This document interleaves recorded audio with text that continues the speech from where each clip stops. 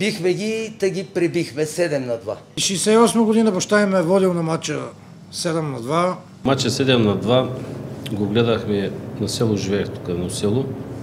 Тогава имаше в селото общо 3 телевизора. Тогава бях моряк в океански риболов. Кораба ни беше някъде на траверса на Кейптаун в Южна Африка. Тези кораби се замоляват 6 месеца, не бяхме виждали бряг. И там чувствата са по-изострени.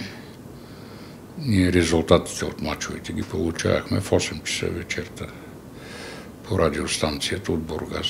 Голяма част от българите 68 година не са гледали един велик матч за Левски. Аз имах така невероятния късмет да гледам този матч. 7-2, защото се гласиха да ни бият, да ни смачкат и го беха вземали Жеков, голмайстора на републиката от Стара Загора, и Жеков щел да играе и щел да ни бият. Петър Жеков във втората минута ни прави гол. И викам, леле, майко, какво става? Първият гол, вуцата, това си е автогол. Удари на Аладжето в кръка, Аладжов играеше левбек. И като ги почнахме, не знаеха къде се намират. Гол след гол. Значи Гунди, ето в 7-та минута, Гунди прави гол. В 23-та минута Сашо Костов направи своя финт. Имаше един финт Сашо Костов, когато тръгва надясно, с десния крак прекарва топката от лявата страна. Аз също го правих този финт. Прекарва топката и този играч не знае къде се намира, той го заобикаля, отиде, вкарва. 3 гола на Гунди, 2 на Янко Кирилов, Сашо Костов и Боре Богданов. 4-1. Телевизора беше сложен на прозореца на една от стаите в къщата, в двора така навънка, да го кажа. Може би 100 човека имаше тогава, в нас, говоря в нашата къща, които гледаха матча. Цесикарите почнаха да ни се подиграват. Сметнахме, че това е грешка на радиста. Много скромничко така го попитах дали случайно не е направил някоя грешка. Той избухна, накара ми се, след това каза и като много знаеш, на ти радиостанцията, аз това чакам. Провери и аз реших да проверя.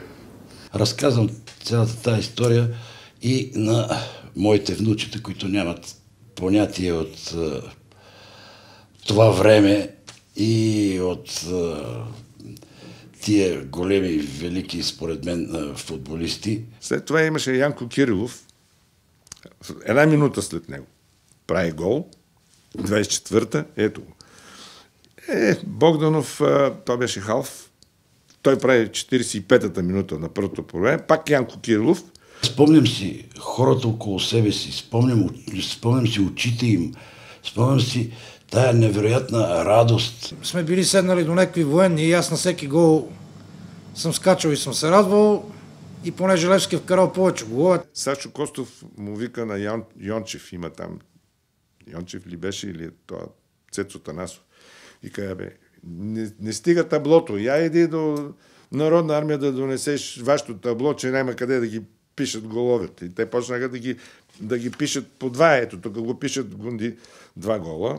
И това беше деня след матча, след този невероятен резултат 7-2, дето пропих тогава, защото всички около мене се черпеха, пиеха. След това се черпиха, нали, аз бях по-малък, черпиха се, нали, след матча събраха се в къщи, се наредиха маси, там най-близките в съседните къщи около нас, които бяха, също се събраха да се чества тая голяма победа. Всички български кораби, които ме чуват, моля съобщете как приехте резултата. Левски ЦСКА, аз го приех 7-2, но не вярвам. И разчитайки на логиката му, аз чукнах само кораб на океански риболов. Резултата е 7-2 за Левски. И беше нещо невероятно, което Не мога да го забравя, докато съм жив никога. Това няма никога да го забравя. Това ще остане така един спомен вечен в моята памет. Биха ни хубаво. 7-2.